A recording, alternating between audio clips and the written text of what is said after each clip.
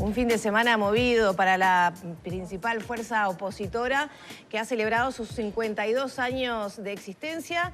El primer acto, digamos, el principal, tuvo lugar en Parque del Plata. Se calcula que unas 20.000 personas concurrieron. Fernando Pereira, buenos días, bienvenido. Buenos días, ¿Cómo anda? un placer estar con ustedes. Bueno, ¿cómo queda después de este fin de semana de aniversario? Bueno, el Frente Amplio venía ya de una etapa muy vigorosa. De hecho, el día anterior estuve en el acto de Chuy, organizado por la departamental de Rocha, donde un gimnasio se llenó. Era un acto previsto al aire libre, pero por suerte llovió. Por suerte no para el acto, por suerte para los pequeños y medianos productores que estaban pasándola mal. Y se llevó un gimnasio, el gimnasio Tala, y estaba repleto de compañeros y compañeras. Y al otro día Parque del Plata desbordó, y eso en sí mismo es la suma de múltiples actos que durante 2022 se fueron desarrollando en todo el país y de la militancia organizada que claramente se ha duplicado en el Frente Amplio. Se han creado 50 nuevos comités de bases en apenas un año y se ha construido una organización que tiene mayor fortaleza, digamos, a la hora de convocar, a la hora de discutir, a la hora de participar y a la hora de proyectar un plan de gobierno que coloque a la alternativa a la actual coalición, que ha sido muy conservadora y sobre todo que ha fallado, ¿no? En muchos temas ha fallado. Se ha hecho hincapié en la unidad, sobre todo dentro del Frente Amplio, más allá de algún entredicho entre algunos representantes, hoy de cara prácticamente a quienes podrían ser precandidatos a las próximas elecciones. No, entredichos va a haber siempre, digamos, la unidad en la diversidad es eso, unidad en la diversidad. Si no sería unidad. Cuando nosotros planteamos unidad en la diversidad es que convivimos marxistas, cristianos, hombres y mujeres provenientes de los partidos tradicionales, hombres y mujeres de tradición anarcosindicalista, hombres y mujeres que entraron al Frente Amplio desde su más pura independencia, y eso con militantes de base, con movimiento que no tiene pertenencia partidaria, o si la tiene no es su prioridad. Entonces, generar la unidad, la diversidad, es que haya fraternidad, es que haya buen trato entre compañeros, es en que haya debates respetuosos, es en que la violencia no se practique a la hora de debatir. No es que no haya diferencias, diferencias puede haber y de hecho va a haber. Lo que hay que poder administrarlas lo suficientemente bien. Pepe Delía decía, la unidad es una plantita que hay que regar todos los días, ¿no? Como cualquier planta, si la regas todos los días, florece, está resplandeciente, y si te olvidas de echarle agua, queda pálida, ¿no? ¿Y se está administrando bien? Pienso, por ejemplo, en el chisporroteo que generó la visita de Lula, el acto que se hizo en la Intendencia de Montevideo, los comentarios de Orsi a propósito de que Carolina Cose se había equivocado en organizar eso. También Vergara tuvo sus comentarios críticos de forma pública. Por eso le decía la diversidad. La llegada a Lula del Uruguay fue de los hechos más relevantes para el Uruguay, para el gobierno uruguayo en términos de integración regional y para el progresismo uruguayo. Pensar que tuvimos en el Uruguay durante 24 horas al presidente del principal país de América Latina en términos de producción, en términos de avance tecnológico, en términos de desarrollo industrial, y que dedicó un par de horas a conversar con el Frente Amplio en la chacra de Mujica, es pensar en una cosa muy potente de vínculo entre Lula y Mujica, pero también entre el partido de Lula, el Partido de los Trabajadores, el PSDB y el Frente Amplio. Pensar que se le rindió un tributo al presidente Lula en la Intendencia de Montevideo significa un aporte importante. Pensar que hace ahora, con 30 y pico de grados, había miles de personas saludando a Lula, yo solo veo una cosa positiva. Luego está lo anecdótico, lo cual no deja de ser importante, pero que haya personas que puedan, y compañeros muy valiosos, que pueden estar en contra o a favor de esto. Y esto ya se terminó, es un tema laudado, digamos. Cuando uno pasa el cernidor, para el Frente Amplio la llegada de Lula fue una gran noticia. Para América Latina la llegada de Lula al gobierno fue una gran noticia. Para el Uruguay, en términos de integración regional, la lideranza de Lula a nivel regional es una gran noticia. Yo entiendo que la preocupación del periodismo esté ubicada en este tema.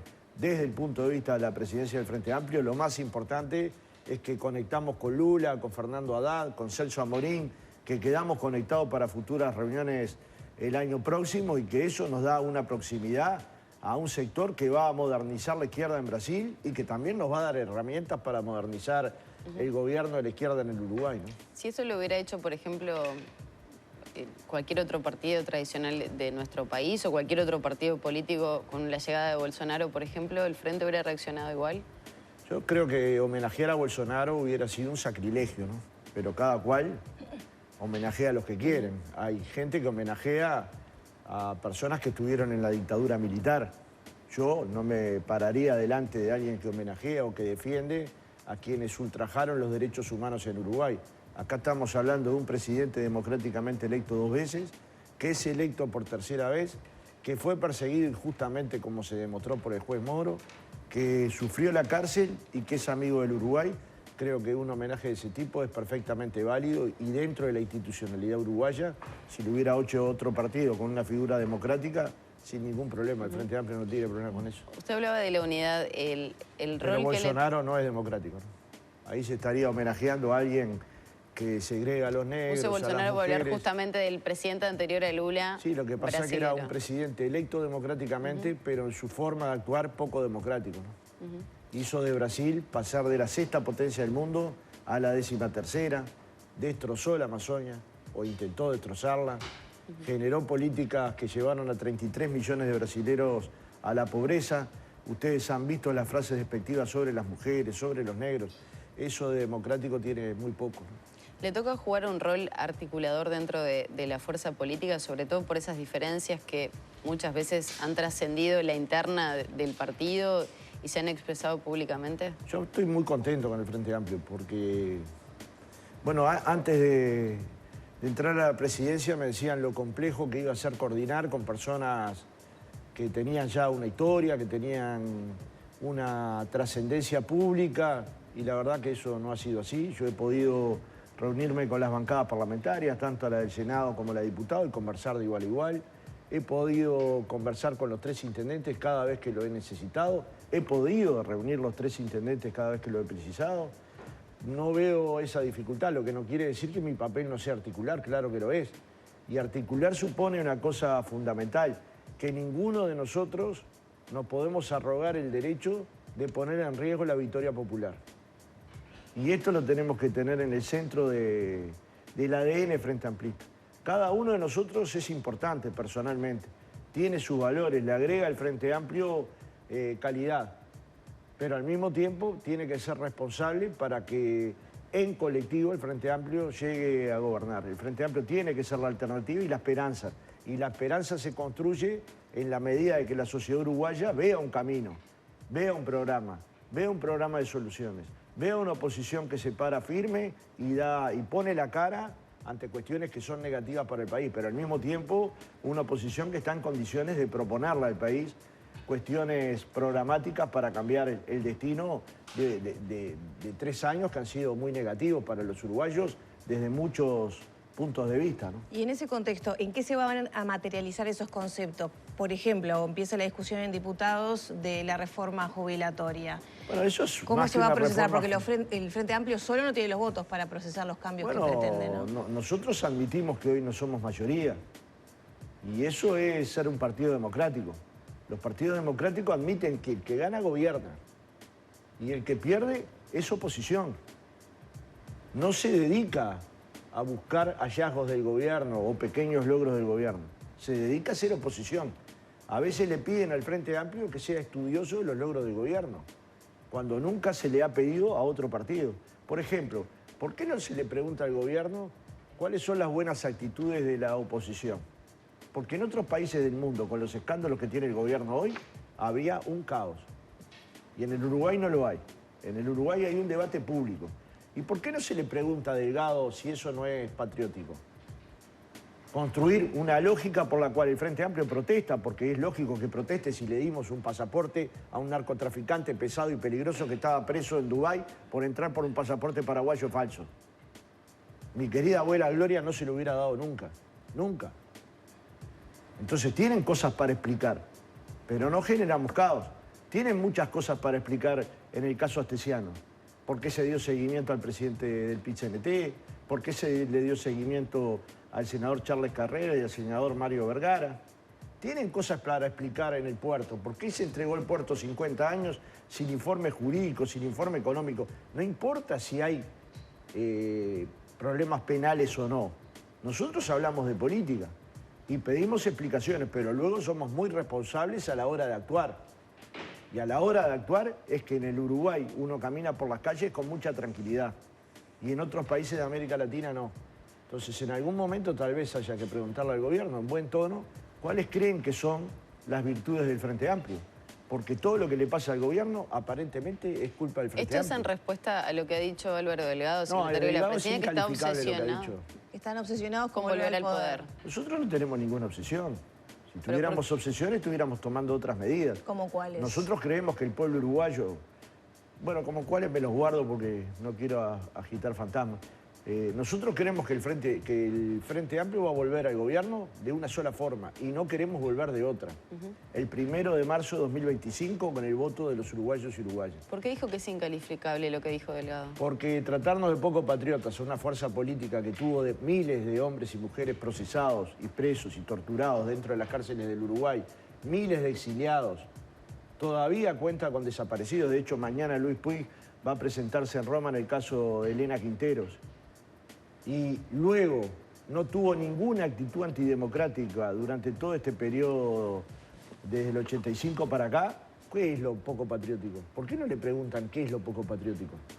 Yo no veo ninguna actitud del Frente Amplio poco patriótica. Lo que veo una actitud del Frente Amplio es que pone la cara para cuestionar cuestiones de algunos miembros del gobierno que parecen más parte de una patota que de un gobierno serio, ¿no? ¿A ustedes les parece que el tipo de agresión de Graciela Bianchi es parte de una primera senadora de gobierno? Decir que el Frente Amplio está financiado por el narcotráfico, o una parte de él, ¿es una actitud seria de un gobierno? ¿Le parece que llamarnos caranchos por parte de un intendente departamental al senador Vergara, al senador Sánchez y a mí es una actitud republicana? ¿Le parece que llamarnos mono vestido de seda o zoológico?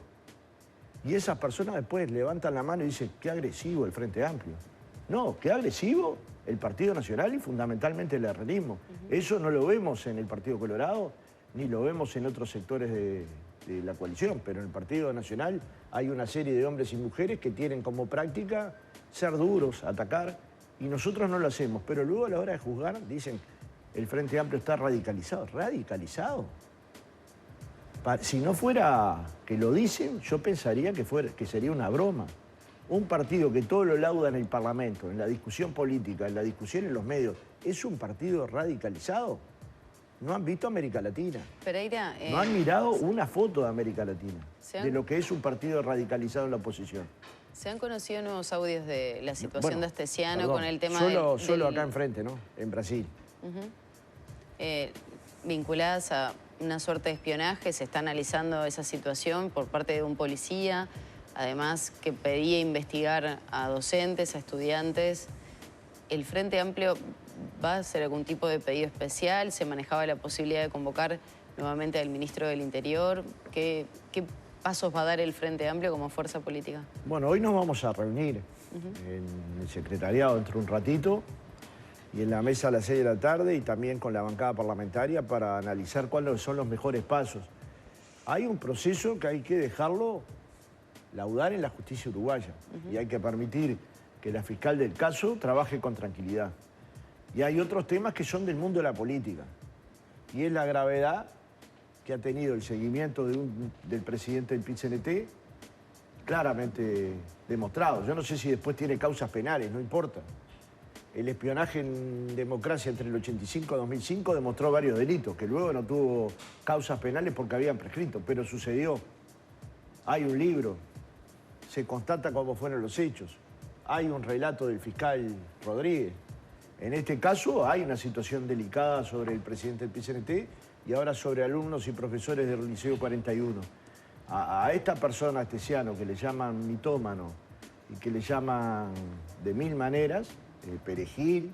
¿Cómo es que un perejil y un mitómano tienen acceso al jefe de policía, al 2 de la policía, al 3 de la policía, a policías que le pasan información, a las cámaras de videovigilancia? Bueno, los argumentos son que era la seguridad del presidente a nivel de, cuando se le consulta al gobierno responde eso, que la seguridad del presidente ameritaba que tuviera acceso a esas personas. Pero usted dice que para cuidar al presidente hay que seguir a Abdala. No, yo estoy hablando de que tuviera acceso y vinculación. ¿Para seguir al presidente hay que seguir estudiante del Liceo 41? ¿Cuáles son las facultades que se le dieron? ¿Que pudiera hacer cualquier cosa? ¿Tenía patente de corso? Como se ¿Hubo decía? Omisión del gobierno en ese sentido? Totalmente. Y un error garrafal del presidente de la calle. Si, como se dice con claridad por el propio Astesiano, hay un hombre del gobierno que le lleva una carpeta o una ficha donde muestra los antecedentes de Astesiano, muestra las indagatorias que tuvo Astesiano en términos de estafa, de hurto, y usted lo pone de jefe de seguridad de la presidencia, ¿y eso cómo no va a ser responsabilidad de Luis Lacalle Pou? Lo es, y lo es de Ferrer, como lo he planteado públicamente, porque es el responsable de la custodia. ¿El presidente sabía de todas estas acciones? Bueno, yo no lo digo, lo dice Astesiano. Lo han hecho saber desde el exministro, las cercanías del exministro del Interior, Jorge Larrañaga, que sí se le hizo saber a la calle la clase de problemas que tenía Astesiano con la justicia. No es que yo lo digo. A veces me ponen a mí diciendo, no, yo simplemente relato una historia que otros han investigado. Y de esa historia saco conclusiones que no deforman la realidad. Luego, ¿cuántas de estas cosas se pueden demostrar en la justicia? No sé. Pero teníamos en el cuarto piso de la torre ejecutiva una organización para delinquir que la llevaba adelante Astesiano y no se sabe quién es más, que podían vigilar personas y que podían hacer partidas adulteradas para dar pasaportes uruguayos a ciudadanos rusos y que podían seguir al presidente del PCNT y mandarlo a matarlo políticamente. ¿Se están pensando nuevas acciones políticas ahora que se conoce otro pasito más? Bueno, hay que tener paciencia estratégica, ¿no? Yo pienso que el gobierno a esta altura ya debería dar explicaciones formales, ¿no? Creo que se destinaron muchísimas horas de conferencia de prensa a muchos temas muy importantes y este tema para la sociedad uruguaya es importante. ¿Qué espera el Frente Amplio? ¿Explicaciones formales que el presidente llamando a una conferencia explicando que...? Bueno, yo pienso que la presidencia, luego de todo este hecho, debe haber investigado.